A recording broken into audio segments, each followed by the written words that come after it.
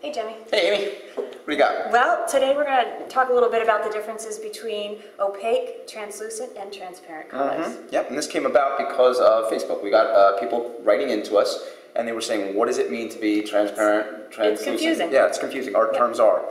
Yep, so we've got some examples here of the different types of color. This is, the one you're holding up right now is an opaque color. Right. Okay, it's medium magenta.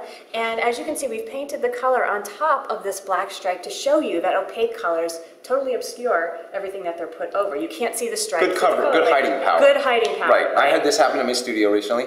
Reached for a tube of paint, and I picked up a transparent mixing white, and I didn't realize I had it on there. Oh, and you were looking for an opaque color, right? Yeah, I'm trying to figure out why is this not covering. So well, this is a good point, actually. How do you find out, you know, whether or not the paint in the tube, right. baby. You read There's the tube. a lot of information on there. The front of the tube, it's got it right on there. It's going to tell you right on there that it's opaque. Yep. Okay, great. Absolutely. So let's move over to translucent, which is sort of in between transparent and opaque. Sort of middle of the road. Middle of the road. This is deep violet, again painted on top with a black stripe, and you can see that now you can see the black stripe through the color layer a lot better than you can through the opaque layer. Which is different than obviously the last one. The last one, which is transparent. Which is transparent. Okay, this is Quinacridone Magenta. Again on the black stripe, you can really, the black stripe is really starting to affect the color layer on top. You can really see that black stripe through.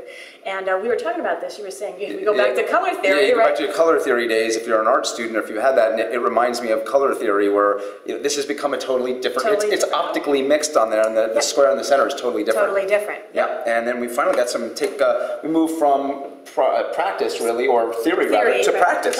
How would you use the differences in these colors? Exactly. Okay, so you're holding up a palette knife painting that was made using all opaque colors. So you can see, you know, good covering power. You can't see anything underneath there. Yep. Okay? Direct painting method. Direct painting Mix method. up the color on that the you palette, see, put it down. Put it down, right. Yep. And then this one. As opposed to an indirect painting method using glazing, in which you're using transparent or translucent colors and you're layering them up and letting them mix optically. Right. You're layering them up on your surface. Okay, so here this was a monochromatic underpainting that was done somewhat opaquely. And then on top, coming on top with the thin veils of transparent or translucent color to give you that jewel-like effect. It's almost literally like night and day. That's right. See that. Right, yeah, and you know, this is like kind of how to get an oil paint feel into your acrylic paintings. So the key thing to learn here is know your color, know your paints, know what's going on with them. Read the tubes. There's a lot of great information on there, and it'll tell you what you need for the job at hand.